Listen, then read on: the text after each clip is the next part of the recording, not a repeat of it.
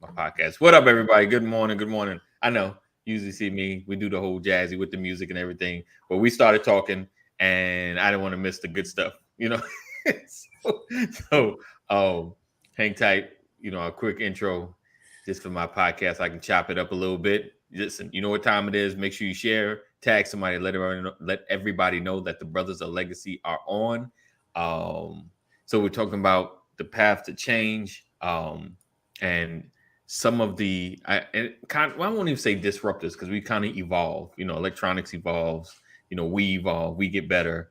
And Thomas was really about to dig into some of the evolution of sports and things of that nature, which is true, and I can add some things to that as well. But let's get busy.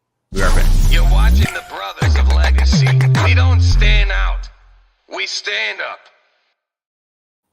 Boom! All right, welcome again to another edition of the Brothers of Legacy. Hey, Lisa. Good morning. Good morning, Mama Corey. Thank you guys for being here. I'm gonna just say this because I see it. So, before we get into this, and we talk about evolution, right? And this is a quick segue with Brothers of Legacy. When Brothers of Legacy started off, we started off on one platform, Periscope. I know if you guys remember, it's just another live platform. Nothing special, another live platform. But they were around before actually Facebook had live. Facebook didn't have a live yet. And we used to do a thing called Pass the Cast. So I would do something. I'll throw a topic out there. I'll start it. Pastor would do the next one, do another live, and then Terry was on. He would do another one, and we had someone else, and it just would pass. We'd do that, and that's what our mornings were. And it's probably about maybe we'd do like 10 minutes. I think a good 10 minutes. Unless you was real good, was getting good. We're like, no, keep going. This is good. Don't stop. So, and we would do that. And then I was like, yo, we need to try to come together like once in a while, like once a week or something. But I was like, I think we could do this every day. And everyone's like, every day? No. We can't get on here every morning? No. And I'm saying all that to say, I'm ready to create a truly live event space, meaning us on a stage somewhere, chopping it up, one-on-one contact, even with an audience. So I'm just throwing it out there, and even people like, nah, we can make it happen. I made this happen. We come on here every day, Monday through Friday. And it's funny, I never really think about it. I'm like, yeah, I do a podcast every day, Monday through Friday. What? Every day? Because as every day, like every day. Right. See, Lisa was rocking with us. You remember those days? Good morning, Aunt Sam. Good morning. And so we can definitely do it. I just want to throw that out there. We're talking about evolution, talking about growth. Some great things happening.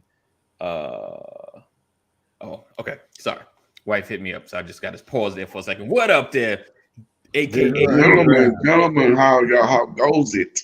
Digital Underground. What's up, brother? I can't call it, man. I can't call it.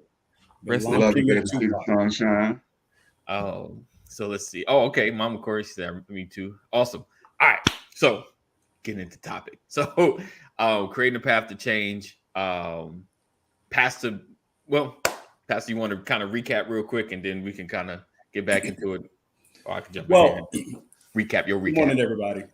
All right. So yesterday we were talking about, is it where you're from or your environment, your current environment?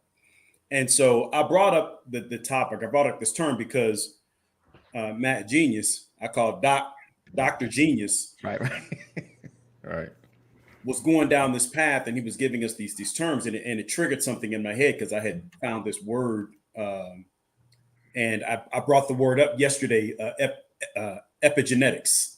Yes. And the conversation was around what is naturally passed down through the gene pool. It's in your family, your familial DNA, right? Versus what is part of your external environment that you grow up in. So the conversation was around nature versus nurture, and nature had to deal with the things that are naturally handed off to you from your parents, your grandparents. You got eyes like your dad, nose like your father, ears like your mama, whatever the case might be. Notice I said ears because I have really tiny ears, and I get them from my mother. And so this word that I came up with started talking about the changes that don't phenotype changes, because Matt was talking about phenotype versus I think genotype, and I'm trying to get my head together going back to this. What epigenetics is changes that don't come from alterations in the DNA sequence, but they impact your DNA. That's epigenetics. So is there an external impact to your genetic makeup? Uh-huh. And I use the example of dexterity, right, hand-eye coordination, because of playing games, electronics, and all of that, from like the Game Boy through today, because now our fingers move a lot faster. We have much better coordination. We have evolved as a human race because of electronics. Right. And so my question or my statement was, I felt like that has become nature versus nurture. Right. And so the argument was, no, that's nurture because it's your environment. And that's why I brought up the word epigenetics, because it comes from an external source, but it does impact us forever. We will never be the same type of human beings that we were in the 60s and 70s in terms of hand-eye coordination and dexterity. True. Okay. Yeah, indeed. And definitely that's a, you're good, right? Definitely that's a That makes sense?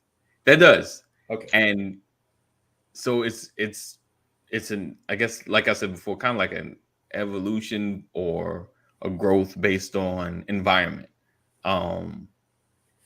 And we talk about, and you spoke about like genes, but is it really internal, or it's just a growth as humans, Yeah.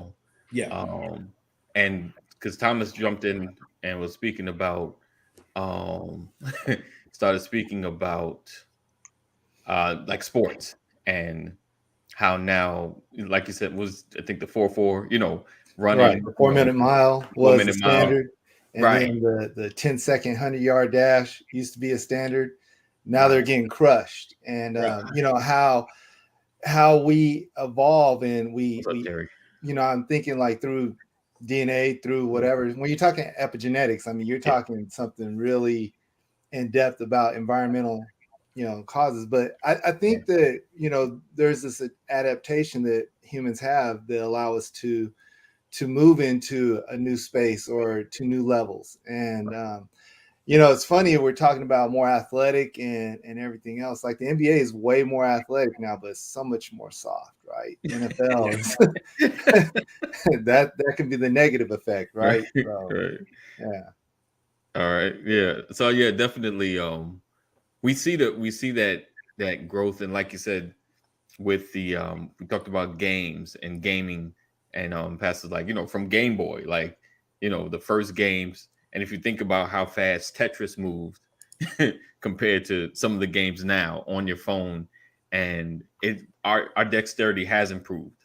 And to me, I always thought about in relation to like our speed limit, on the highways, how they were like 45 and 55, and now some highways get as high as 70, and I think there's some spaces as high as 80. And I think that could be to our improvement. Okay. He said gotta go. So with that being said, like, is there a bad to our growth? Is there a wrong to our development and how we become better? You understand what I'm saying? Like, you always know there's too much of anything is never a good thing, right? Too much water can be, bad for your system. But, like, is it, could we be going in the wrong direction, in our growth and our technology and the nature versus nurture space? And you two can even, like, do you see it, or do you feel like we're going in the right way? Man, I mean, I'm under the impression that it's more learned behavior than genetics. You know what I'm Right. saying? I never looked up the definition of epigenetics. You know what I'm saying? So I couldn't tell you what that means. I'm just going by what I was told. But as far as Game Boy and changing your DNA, I don't believe that. You know what I'm saying? I believe that your behavior, the better you get is from learned behavior. I mean, if you go all the way back to Neanderthals, when they created the wheel, right? They created the wheel. They learned how, and then they taught their kids how to use the wheel, right? So when you think about the Game Boy and dexterity, I think it started off with maybe a tar. You got good at it. You taught a friend.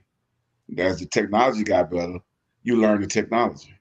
It ain't that your DNA changed. You just learned what was in front of you at the time. You know what I'm saying? So it got better. I don't think your hand-eye coordination got better because PlayStation 5 came out. I don't play PlayStation 5. Right. You know what I'm saying? So I think it's learned behavior. Now, if I did play it every day, then my dexterity or my hand-eye coordination will get better because I'm practicing my hand-eye coordination daily. Right. You feel what I'm saying? So that's how I look at it. It's practice and learned behavior that makes, for me now, I can't speak for nobody else. I got you. But it's that for me that makes my hand-eye coordination get better by practicing. Because I was a gamer since I was a teenager. You know what I'm saying? Yeah. I didn't stop playing games until I was in my 30s, my late 30s. Right.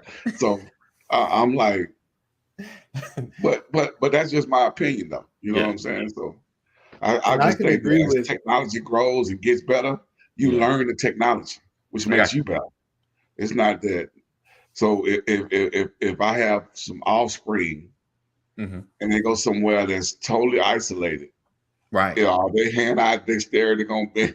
Is it gonna be better if you out there? Can you shoot this boy in a barrel? Because I played video games when I was little.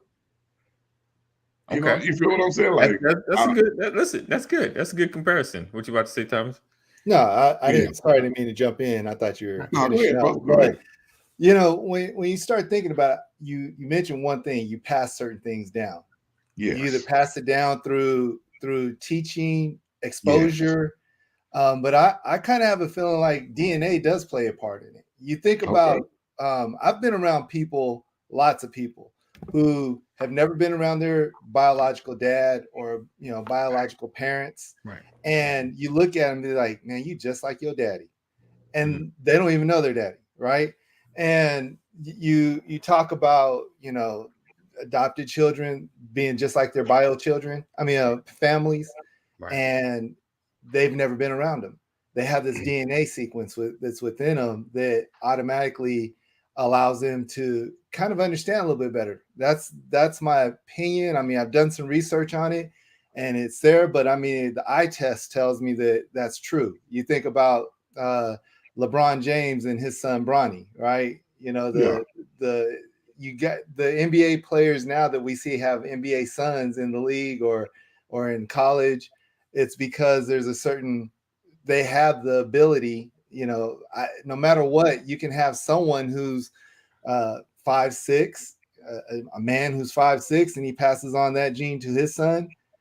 His son probably is not going to be an NBA star unless he's Spud Webb or somebody, right? So we can see that we have the ability through genetics to pass on certain things, right? But we also have that learned behavior. We also have the exposure. Kids today are exposed so much more that they're able to pick up things sooner.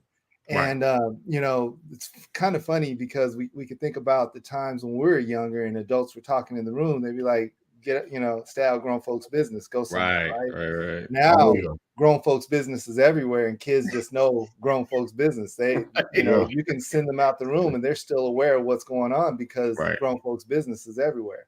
Yes. And so there's this ability to really be exposed to things, and kids are picking up things a lot sooner. And so I think that plays a part into it also. That's good. That's good. I agree with that 100%, brother. Like I said, when you made the comparison to LeBron James and you just like your daddy, I'm thinking that's more of like a natural DNA passed down. Right. You know what I'm saying? Like that's just natural. Right. You jump out the gym. That's because your daddy jumped out the gym. You know what I'm saying? You got the knack to play basketball or baseball or football. Right. Because your daddy did that. You know, your daddy was a star. Right. You following his footsteps. You got that. Right. But other behavior that's external, like you said, learned behavior, I think that is not DNA related, because you know what I'm saying, there's certain things that you learn because of the technology. Right. But I do have to agree with you. You know, it's certain things that you do as a parent. Because like I say, I got my mama genes when it comes to my temper, but I got my daddy tongue when it comes to game talking. You know what I'm saying? My daddy was soft, but he could talk his way out of the fight. You know what I'm saying? But my mama was hard because she was always by putting them hands on it. You know what I mean? That's funny. That's funny. But you know, there's this environmental teaching also that goes on, because if you think about a lot of the environmental stuff that we're exposed to, because my grandparents and what they did, that's not what my dad did. My dad did something different. What my dad did and my parents did is not what I did. You know, none of my parents went to prison. None of my, you know, no one was thinking about selling drugs. It was the exposure of the environment that I was in. You know, there's you do what you're exposed to a lot of times, and what you gravitate to, what, you know, whatever strokes your ego at the moment. And a lot of times we have to recognize that as people, we have different ideas. You know, sometimes we want to follow what people do. Like Jeff is talking about 3 generations of automobile business. We want to follow sometimes we don't. Sometimes the way the information is passed on is like, I ain't trying to be like my dad no more. You know, we've talked about, you know, the way discipline used to be handed down before. Sometimes that pushes away from wanting to be anything like our family or whatever. So we also have to look at the environmental issues. And I'm just going to throw something out there. We think about the way community used to be, you know, in the 60s and 70s, Black community used to be. It was a point where community almost felt like, you know, there's this unspoken rule that we raise all our kids together, you know, and now it's like somebody come get your little knucklehead, hard-headed kid, you know, or we're talking about there's no responsibility or anything to really be community now. And so that also influences the way we are when it comes to having the need to even change, you know. Okay, so let me ask, and this is both of you guys, because my wife and I have been kind of talking about this last 2 days. When it comes to that level of community, right? Like, how do we can we get back to a community, you know, where families are helping each other raise their children, you know?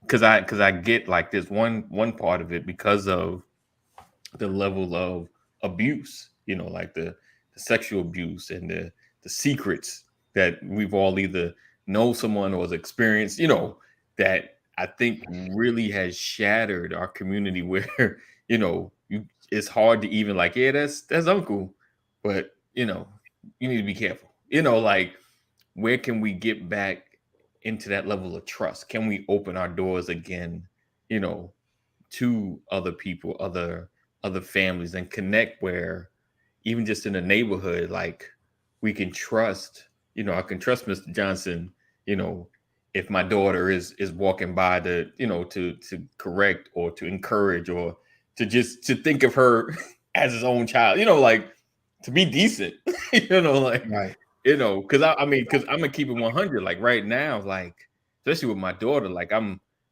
super protective with like everything, like even her to the bus that's over there that I can probably see. I get out there. If I'm not out there, my son's out there. You know, when we at a restaurant, I'm bathroom checking, like Kim going to the bathroom. Where's that? Okay, it's around that corner. AJ go with her. You know, and she's old enough to go by, but it's just thoughts like I don't want something to happen. You know, like, you know, just slipping. It just a few seconds. But is it possible that we can get back to trusting our community? Because I feel like we've lost the trust in our community. Like I don't really trust you like that. Like, is it me though? Like, Kaneem, do you feel like trust is lost? It ain't you, bro. I mean, my own personal opinion, it won't happen. You say it's possible. Anything's possible. You know what I'm saying? But is it gonna happen? More than likely, no, it's not gonna happen. And the reason I say that is because things have changed so much over the last 30, 40 years. You know, most of the time, well, back in the day, the Black community was concentrated, so we had to stick together. It was best for us to stick together and watch over our kids and watch over our family. But now that everybody's so spread out in diverse communities and stuff like that, and now that, you know, economically, a lot of Black folks can stay wherever they want. You know what I'm saying? So it's just that's why when you say, can we get back to watching over each other, you might can do that if you're on your street, and you would have to go door to door on your street, whether they Black, and develop relationships, Latino, Asian. I mean, but you would have to go door to door and introduce yourself to everybody on your street and let them know that that's what you're trying to do. And if they look at you stupid, then they look at you stupid, but you put forth the effort to let them know that you want to be in this community and you want it to be a tight-knit community. But as far as the Black community, I don't know. Like I said, anything's possible, but do I think it's gonna happen? Nah, I don't think it's gonna happen. Back in the day, we used to have this collective mindset also. So if you're gonna raise my children, I know you're not gonna do more than I would actually do. Now you don't know how people are gonna talk to your children or how they're gonna be. Because they talk to what they're them gonna crazy. teach them. I talk to mine crazy. You know, I'm gonna talk to yours. That crazy. on top of everything AD was just talking about, you know, the fear of how people will, you know, be with your children, the perverseness and all this other stuff that we see. We've been exposed to so much information. It has transformed the way we think about, you know, community and connection. So we can talk about video games and how much the dexterity has changed, but what about the collective mindset and how much has changed because of the exposure to information? And so getting back to that, maybe it doesn't look the same. It probably never will look the same the way it used to look. But there are families that you will trust. There are people that you will trust, and there are people that you'll come together and build community together with. It's just not going to look the same. And you know, I don't have daughters, but I have sons, and I still feel the same way about my sons. It's like, you know, I still am trying to build them up to be a certain type of man. But while the world is still trying to get them to just be little boys and you know, just kind of drift through life and thinking that if I just show up, I'm good. And we don't want consolation prizes. We want to be able to do things with excellence. But, you know, every time they play a sport, they get a trophy. That's a problem. That's a problem. You need to lose, you need to cry, you need to feel that. I've always felt that, man. You know what I'm saying? Like, you don't get a badge just for participating. Right. You know what I'm saying? You got to go out there and put forth some effort. You know, my granddad always said, second place is the first place loser. You know what I'm saying? That's just what he always said, man. I mean, I didn't get it. Yes. But then as I got to be an older teenager, you know what I'm saying?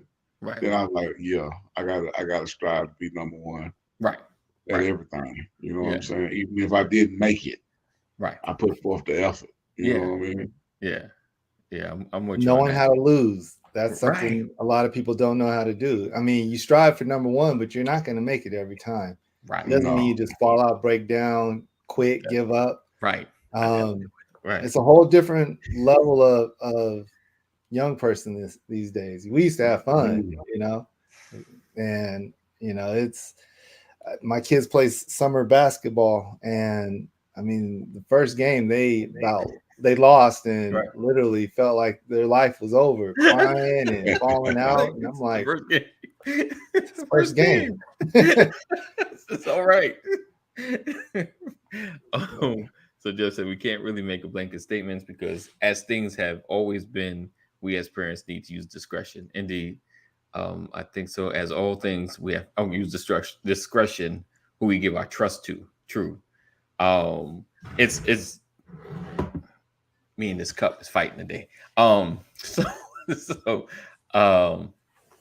when it comes to like the community and building each other up, like I'm not too stuck on like the Black community too much. And what I mean, like even because I got a mix of neighbors on my block. But I think just getting back to, just watching after each other, like you said, that collective mindset of community. How can we, just getting back to that, like with us here and like we have Purposeful Forever where we have the couples and we try to text and look after when we're going through something, we try to text and look after, and trust me, we was struggling with my son. We put him out there like, yo, we need some help. Like whatever you got in your arsenal, we need some help. And the couples and everybody kind of came through with what they knew or who they knew, to assist. And I think that's huge. That's huge. So I'm very optimistic because of the community, I was able to be a part of, establish, and things of that nature. But it's, how do we expand on it? How do we get to a space where I'm open to more trust you first before I distrust you, and is that healthy? Like, is, because I don't know. I'm like in between. I won't say I can give out that trust, first. It just depends. You see somebody like, I don't know, like they gotta earn it first. But some folks, you like, yeah, they seem solid, and both could be the opposite. The one I'm giving the side eye might be cool as a breeze, and the other one is like janky and just ready to get me. But how do is opening yourself up for trust first a healthy thing? Like in you guys' opinions, based on your studies, Thomas, like should we be more trusting in nature, or do you feel like we should be more cautious in nature? Like should we be more open? Should we be more closed? Because I feel like the community thing helps tremendously. Because if me and Kaneem is constantly talking about everything, asking for help is a lot easier. Like, hey, in the middle of, hey, Kaneem, I know we was chatting about such as and Trump not going to jail, but I got a question. Hey, don't try to fly that in. I need help with such and such. It's easier when you constantly, for me, I don't know about anybody else, but for me, if I have constant contact, it's easier to reach out as opposed to like me and Kaneem ain't talked for 3 months. We still cool. We just haven't talked in a while. And now I'm like, hey, I need some help with such and such, So, and I threw a lot out there, but what's your opinion about that and connections and both of you guys? Yeah, you did throw a lot out there, bro. Do you feel like the trust? Let me do it. Do you feel like the trust is first, or are you more cautious before you put the trust out there? Let's throw that first question out there. No, I mean, I'm. It just depends, man. I got a good intuition. You know what I'm saying? I go with my gut. You know what I'm saying? So it's kind of because I didn't been a victim, right? And I've been a witness, right, to some crazy, mistrustful situations. You know what I'm saying? I had a buddy. He went and he was trying to help this chick on the side of the road. He pulled over. He trying to change her tire. And 3 cats come out the woods, rob him, take his car. And he trying to be a good Samaritan. You know what I mean? Right. So it's just you just gotta be, like I said, it's just me. You know what I'm saying? I gotta use my gut. I use my intuition. So I've been a victim and I've been a witness.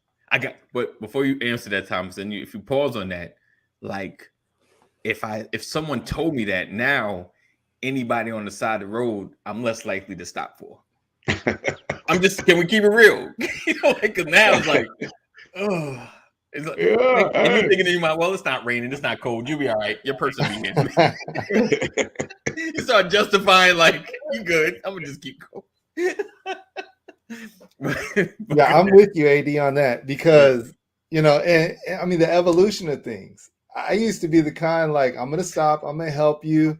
I remember one time there was this lady, she was walking down the street, she had the stroller, she's like, me and my baby were hungry, can you give me some money? I whipped out some money, it's like, here. And rolling out, I was like, get you something to eat, blah, blah, blah. I walked around, seeing her ask for money again, looked in the stroller, wasn't nothing in the stroller, but stroller empty. Got him. Right. So I think it depends on the situation, whether you give trust to people. You can't just trust everybody with everything. But for the most part, when I meet somebody, I'm not looking at them sideways. Right. I'm not looking at them as if you're an enemy. Right. One of the things that I've noticed, even and I'll use church as an example, where people walk in, the first thing you see about somebody is their sins, right? You see them looking a certain kind of way, and you start judging them based upon that. You never get a chance to say, hey, who are you? How you doing? My name is such and such. You just base it upon what they look like, right? Right. And so I've gotten away from that, where what you look like really doesn't matter to me. What you're going through really doesn't matter to me. What you're going to give to me afterwards will matter. So I'm going to give you the trust up front. I'm going to talk to you. I'm going to engage you as a person. And you'll show me how I need to, be. I think I typed this in the other day, like I trust everybody up front. And then eventually you trust, I still trust you. You either show me that I can trust you to be good with something or trust you to be bad with something. I can trust you to do me right or trust you to do me wrong. Right. One way or the other, I'm still trusting you, right? I'm trusting what you're giving me. We talk a lot of times about how people, when they show you who they are, believe them.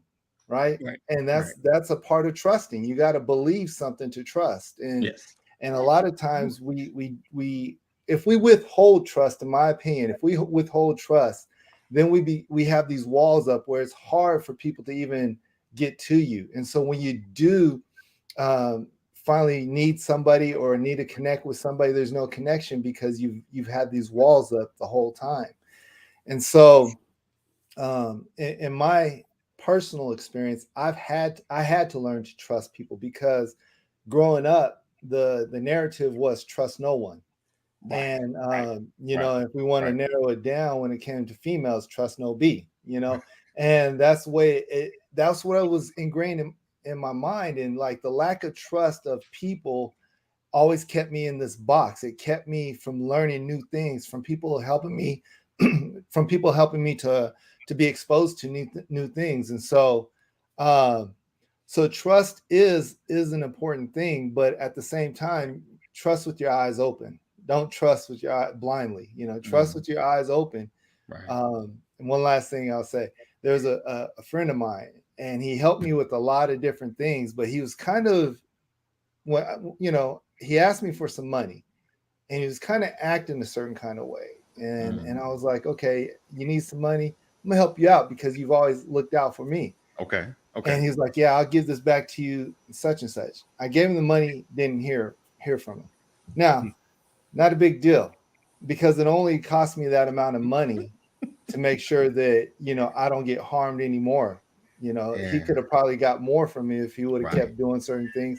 But the reality is in life, we're going to get hurt. In life, we're going to make bad decisions. It's going to happen. But who do we want to be? Do we want to be trustworthy and trusting of people, or do we want to be standoffish and creating walls around everybody? And that depends on the circumstances.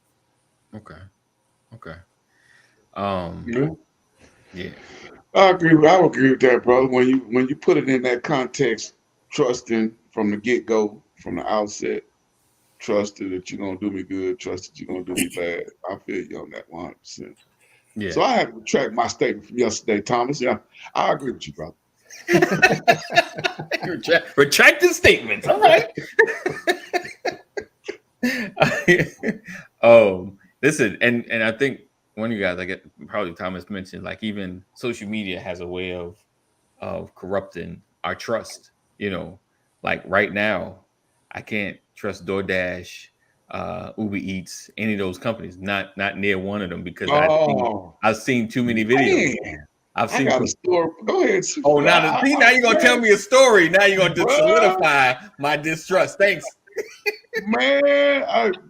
See, and I can't. It's that I keep hearing about. I keep seeing stuff. I'm done. Man, I went to. Okay, Jeff, you about to get a story. You're gonna get why. Go ahead, Kaneem. Go ahead, share your story. I went to. I was a witness, but I went to McDonald's, right? Okay. Bro, got to the window. Okay.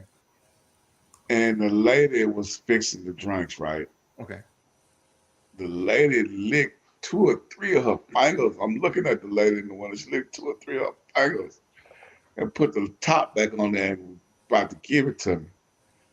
And then she knew I saw her. We had locked eyes while her fingers was in her mouth. You feel me? We locked eyes, man. So when she opened the window,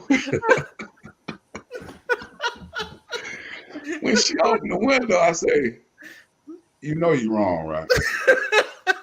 She's like, "Oh no." I say, "Man, go wash your hands." Right. Because I'm not going to take that. Hey, she sent out another person to come out and give me my food. I'm like, man, come on now, lady. Come on. Go wash your hands. Right. But that was being a witness. You need to get a grip. No, you don't lick your hands right there while you in. Yeah, I'm talking about it was like 2 or 3 hands, like it was tasting good too. She had a little salt on there, huh? Come on now. And when we locked eyes, she knew it was a wrap when we locked eyes. Oh, okay. Anyway, it just came across my mind when you said Uber Eats and DoorDash. Okay.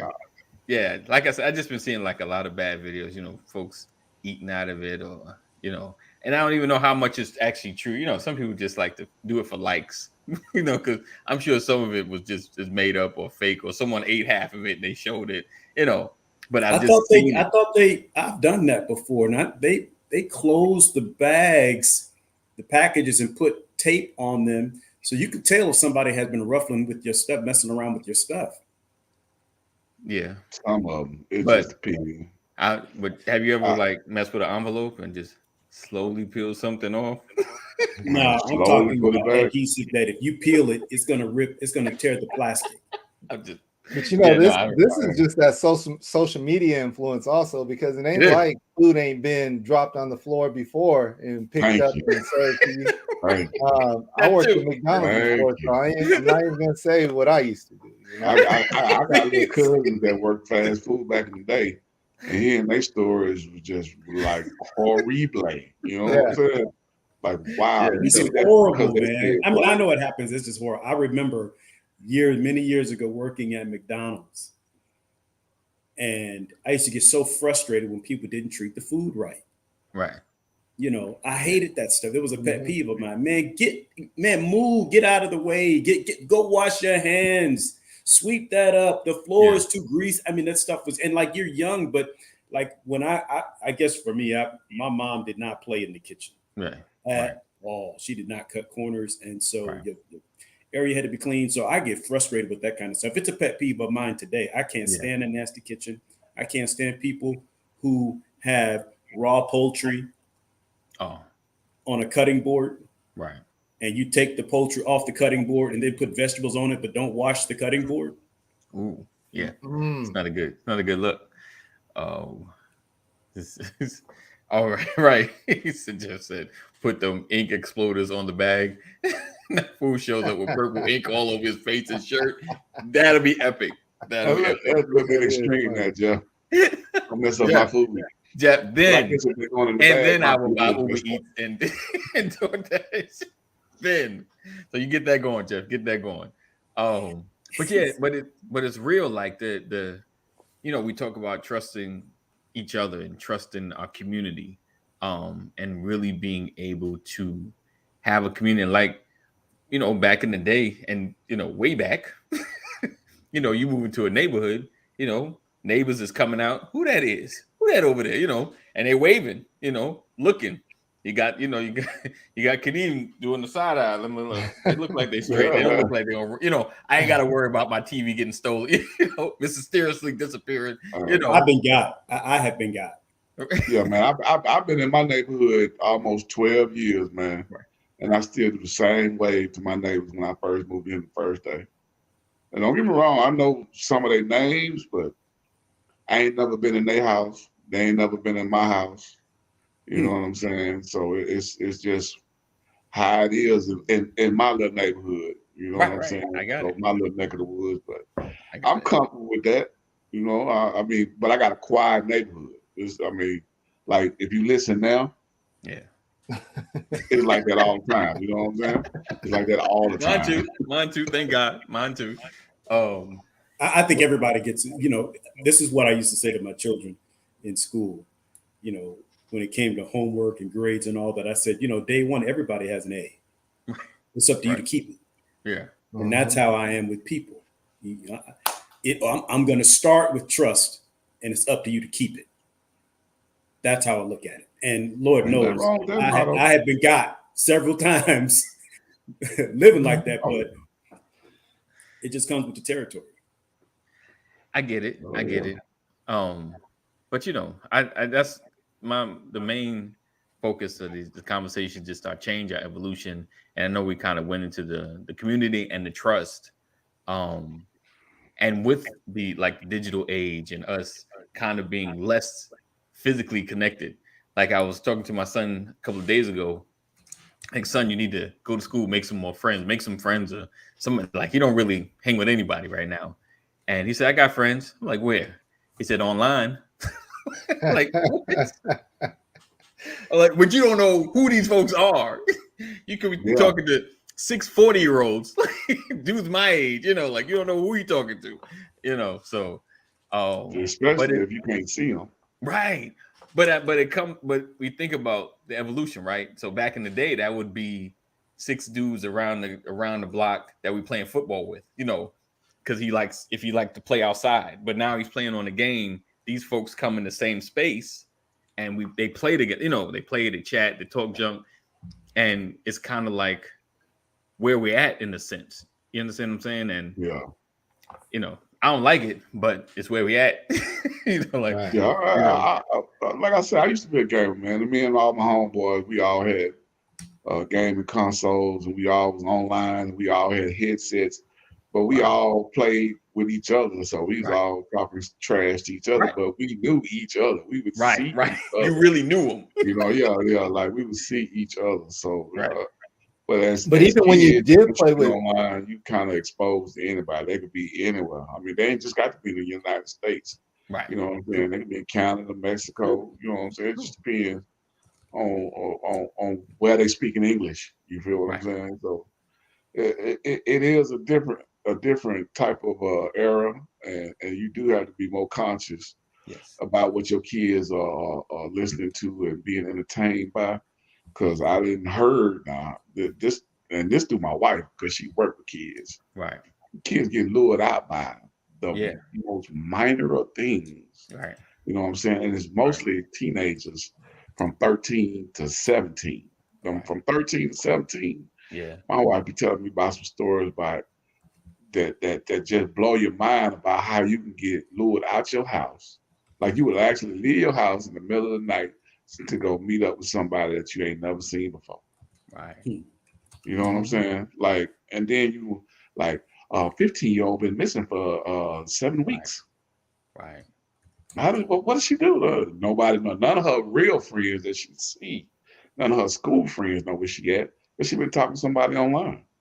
And the conversation got her walking out the door at 2 a.m. Right. You know what I'm saying? Like the white boy, hey, you get her to tell you some of them stories, man, it'll shock your soul.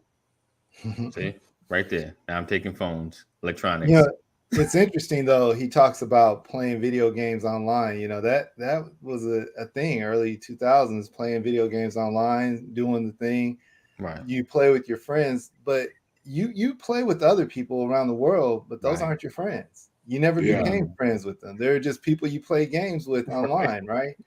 Nowadays, because there's no human connection, it seems that, you know, anyone that shows you a little attention here and there, or can give you some game, we both like anime or something like that, and next thing you know, we feel like there's this connection, and you know, I don't have to see you, you don't have to see me, or even relationships with kids. I was teaching a class a couple weeks ago, and we were talking about dating, and there was a little girl who said, "Hey, I've never been on a date," and she's like in her 20s.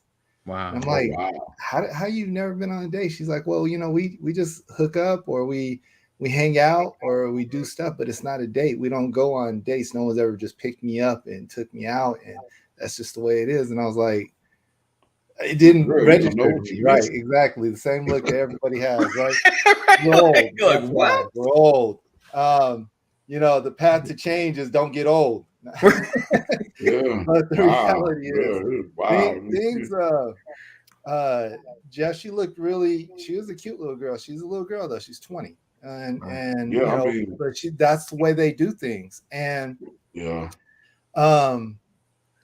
and the reality is, sometimes when we think about the path to change and the different ways the world has evolved, you know, it's not going to make sense to us. It's going to make sense to them. And so trying to get back to something that was good to us may not be good with the new generations coming up if the older generation can't do something about it. True. Right. True. Because they're not going to be able to understand the things that we love.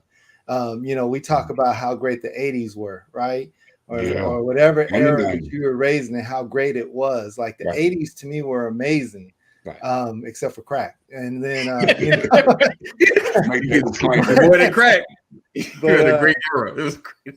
But the reality is, you know, you have this great time of things we used to do, house parties. I mean, you go back to the 70s and house parties and music and different other things, the way, you know, people were vibing off one another, and then things change. Right. Well, when things change, how are you going to get back to something when the new generations don't even understand what we're going through, what they've been through, right?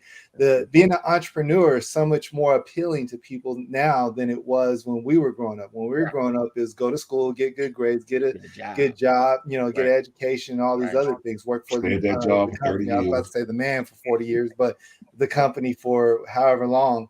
Right. And that's the way it was. Nowadays, people don't want to work for nobody for, you know, a couple weeks. And so it's a big difference in trying to create a path to change. Is I think a lot of times what we're missing is ownership. We don't own where we're at. We don't own the mess we're in. We don't own the things that we want to see different.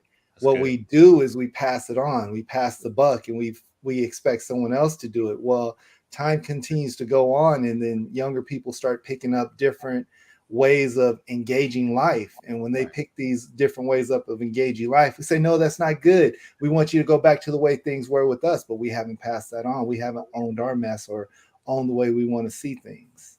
And that's held against us in so many places, so many pockets in our communities, because people are frustrated. They hear all this talk from the older generations, and they're saying, y'all the ones that messed this up. And what we don't think about is, here's something we don't think about: the impact of teenage pregnancy, unwed teenage pregnancy, right? Babies having babies, because that was another problem in the 80s. Right. And so there's an entire generation where people were having children. They were unmarried. They were very young. Right. And you had children raising children for the most part. Yeah. Well, what does that do to the level of maturity of a child when you're being raised by a mother who isn't even 20 years old? Right. Right. And there's no father in the house, because you're probably in the house still living with your parents or with your mother or whatever the case might be. And so now what's really happening is grandma's raising the grandchild and still raising the young adult. Right. So what happens is the child has more respect and adoration for the grandparents than they do the parent. Right. So you lose connection. And then that child has a child. Yes. right? And that vicious cycle. And then I haven't even talked about who planted the seed, the guy. Right. Where's he at? Right. Where is he? Right. And what impact does he have? And the other thing that you said, Thomas, you talk about, the young people who don't want to work for anybody for more than a couple of weeks. The reality is they've been told from birth, you can do anything that you put your mind to. And if I can do anything that I put my mind to, I don't have to work for you. Right. I control my destiny. You can't set my salary. That's what it is. I'm going to just do my own thing. Yeah. And so we have to look at, and so I love what you're saying, man, because those are the dynamics that we have to consider as the elders when we're speaking into the lives of the younger generation. Right. Definitely. Well, there is this aspect where you could, when you're a young person, probably do anything you put your mind to, but they're not willing to learn. They're thinking that the thinking and thought process they have is, I can just do it and I can just show up and there it is.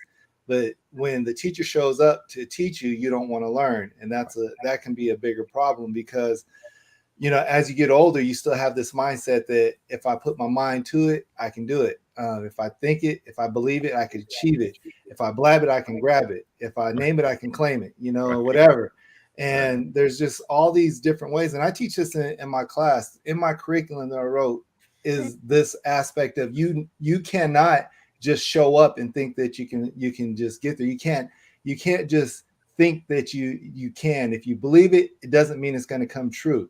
What kind of work are you putting in? What kind of access to training and development do you have? What skills do you currently possess that says this is possible? Right.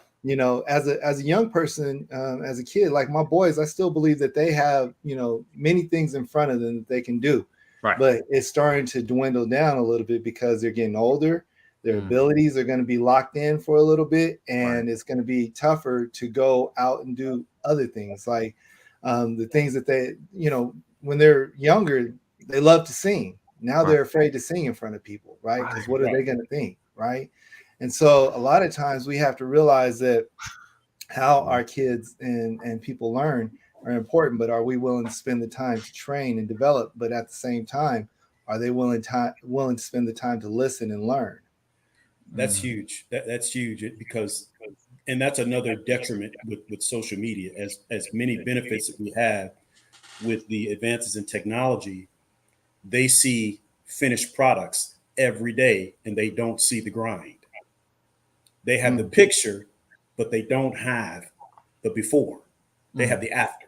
And so everybody thinks they can just jump out. Not everybody, but a lot of young people think they can just jump out and be this superstar or be this whatever. It's funny. I was teaching a class to some young people, some teenagers, and one young man, I started talking about careers. Well, what are you looking to do when you get out of high school? Well, I want to be a marine biologist. I'm like, oh, wow. Right. What makes you want? Oh, I just love the water. I love that. Well, do you swim? Right. No, I don't know how to swim.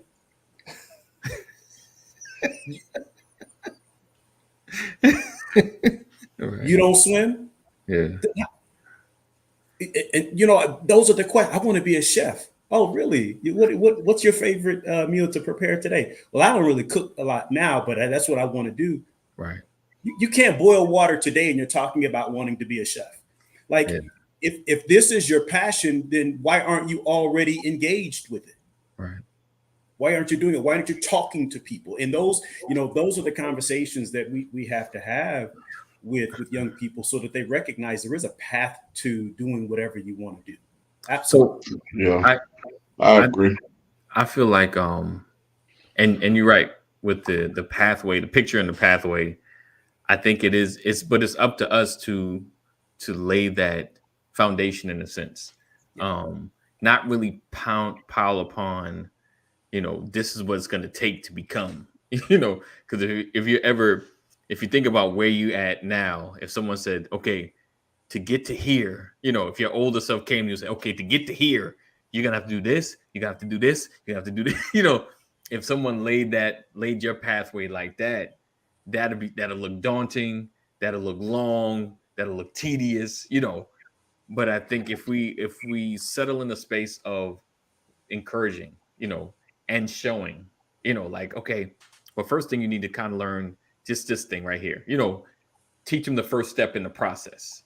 Because I feel, because I've I've done it to my children. Like, okay, if you want to do this, we got to do this. We got, all right, Dad. I don't want to do that. I don't want to do that. So, and my son is getting into cooking because my son watches my wife cook, you know. So now she have him cut this up, put this in there, and he's made meals. I think what was the last thing? I think a couple of weeks ago, maybe about a month ago, my children made like Sunday dinner, you know, and we had them prepare the menu.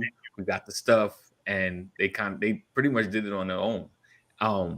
But it's how do we get into a space to equipping them for the pathway? You understand what I'm saying? Because I'm with you. Because Jeff said it, you said it, Thomas first. As you get older, options begin to fall off, you know, or it changes. Some things you like. I may not be able to play sports. Maybe I can be help in the locker room. You know, like I can still be there. I can't listen. I'm a little bit older. I can't get on that field, but I can still be there. You know, maybe I could be a sportscaster. You know, like I don't lose that space of being in it. I just can't do exactly what I wanted to do 20 years ago. You know, like, you know, I can't run down that field. So I think giving right. Listen, for the NFL, that'd be dope. Hey, can anybody say Eric Spoelstra? That high quality H2O. Right. Eric Spoelstra, the head coach for the Miami Heat. Right. Okay. Started out in the film room. Exactly.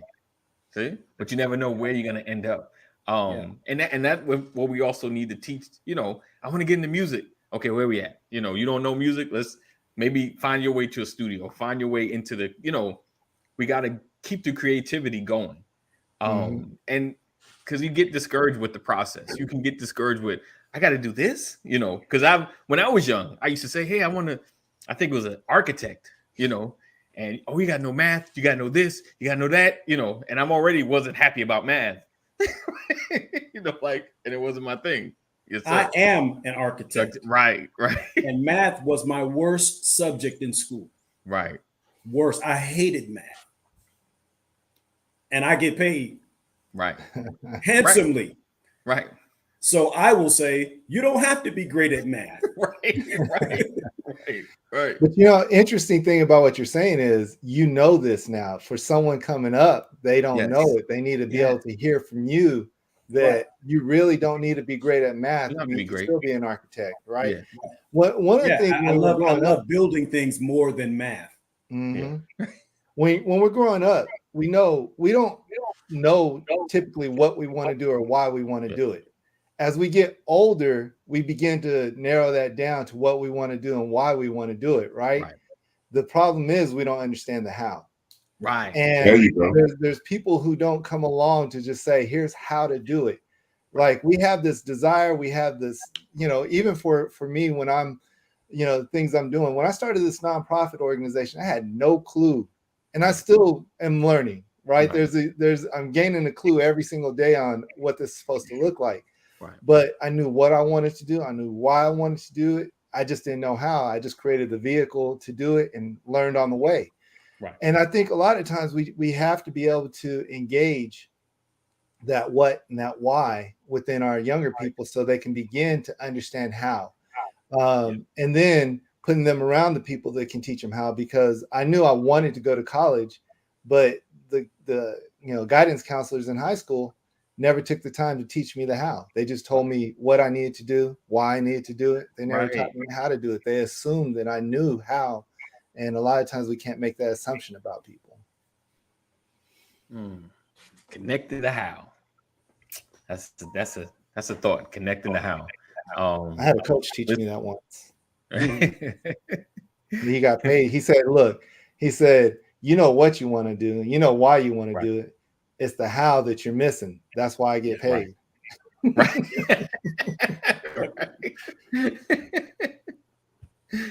Yeah, that's true. Yes, that's true. Yes, indeed. Oh, I appreciate it. So hopefully you guys got some nuggets out of this. If you have young children, or children in your life, period, connect them to the how. That's actually how he said that's true, Thomas. The how is actually the hard part. Right. Try to walk through the how with some of your children, or connect somebody to somebody else that knows the how, you know, even if they can just get them started. Because a lot of times we just need a dose of inspiration, a dose of, okay, this is where the path starts, and the task won't seem so daunting, because we know it takes a minute to get to certain spaces, but if we can enjoy the process, that's a huge thing. All right. Any last things that anyone wants to share before we get out of here?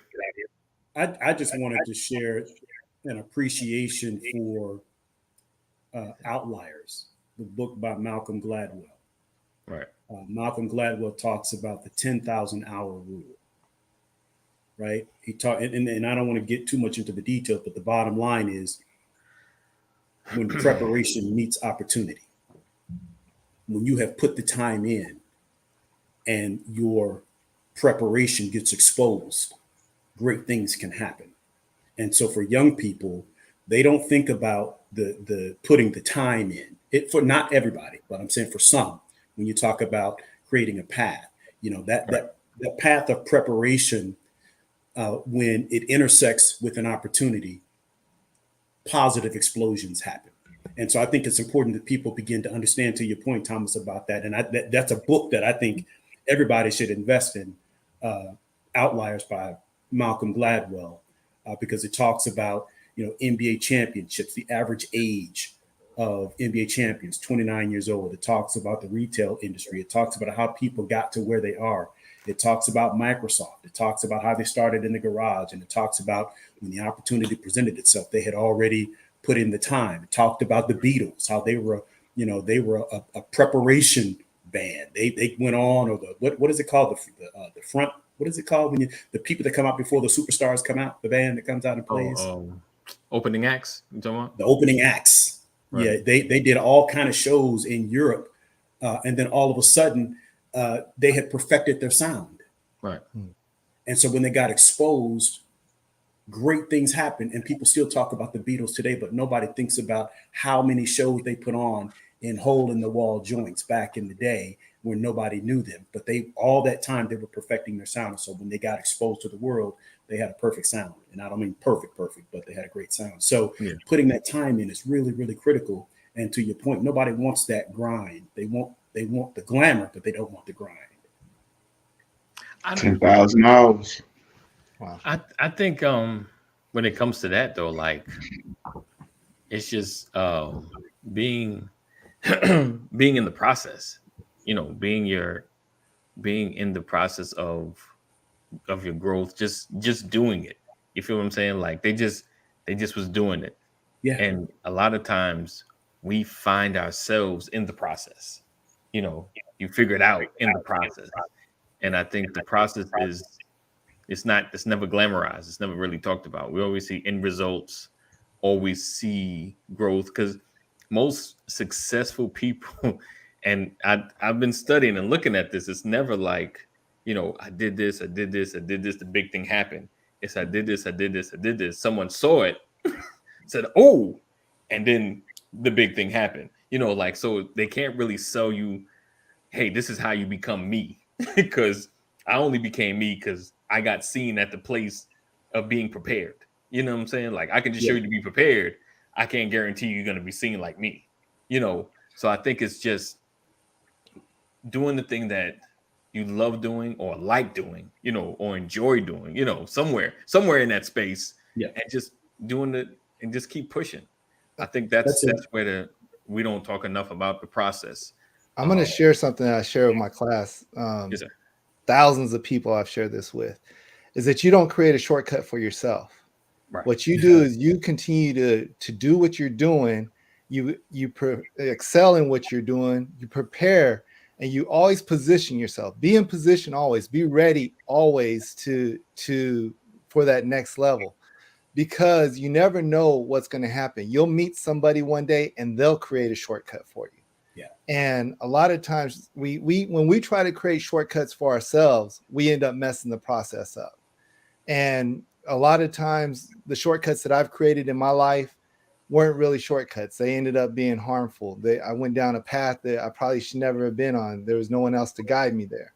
But when you find yourself preparing yourself and always doing what you should be doing, living out the passion or whatever it is, there are people who will come along and say, hey, there's this path I know down here, walk this way. And a lot of times it opens up doors that you didn't even know existed. Yeah. And so, being prepared and always being ready and doing everything with excellence puts you in position, and that positioning, eventually someone will see the value in it. Agreed. Right. Indeed. All right. So we're going to go ahead, get out of here. That was some great words. I needed that to marinate a little bit. Real quick, if you guys are in let's just say Georgia, if you're in Georgia, December 10th from 11 to 1, Space for Fathers Only to talk and receive gifts and free toys for kids. It was a great event last year. Met some great folks there. So definitely scan the QR. Okay. Or if you have questions or need to contact Fathers Matter Georgia at Gmail or call the number. So do that. If you're in Georgia, definitely it's a great time to connect. I'm definitely going to be there. And hopefully some of my brothers here will be there as well. Probably other than Thomas, because he's not in the Georgia area. You never know.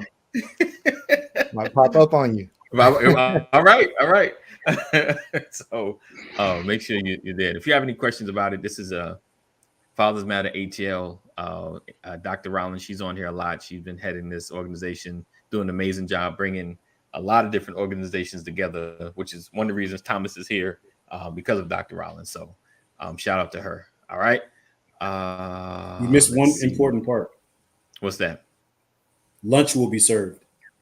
Oh, there was lunch on there? You know what? Yeah, it is. Lunch will be served. Make sure you get there on time. There, guys. Limited space. Yeah, limited opportunity. Sign up today. Don't hesitate. All right. Oh, let's see. Real talk. Let's see. Jeff said that, geez, I used to be the maestro of shortcuts. Disaster was the normal outcome. Right. Yeah. Right. All right, guys. We're gonna get out of here. Appreciate you guys for being here and rocking with us. Another edition of the Brothers of Legacy. Listen, real quick. Oh, yeah, that's right. Yours truly will be facilitating that event. Oh, I will. Oh, really? Yeah. Look at it. I'm just be quiet on that point. Just thank you, Latrice. I let her say it because I let her say it. I didn't want to toot my own horn and be like, I was selected. I made the cut. Made the cut. So you need to come through, Jeff. Come through, Jeff. Dang, I lost my thought there. All right, so listen. I don't know how I went down this rabbit hole. I was checking the voting records in Henry County and the amount of people that were registered and the amount of people that actually voted. Out of a godly amount of numbers of people that were registered and actually voted, 53% were the ones that actually voted. 53%. So it's a large swath of people that did not vote. We got to do something about that, guys. We got to do something about that. Real talk. We need to get out there and vote. Get out there and vote. I know, even whoever you vote for, just let your voice be heard. So at least we're getting who the people really want. That's all. That's it. All right. So we're going to get out of here. Appreciate you guys for rocking with us. Another edition of the Brothers of Legacy. If all hearts and minds are clear, 988.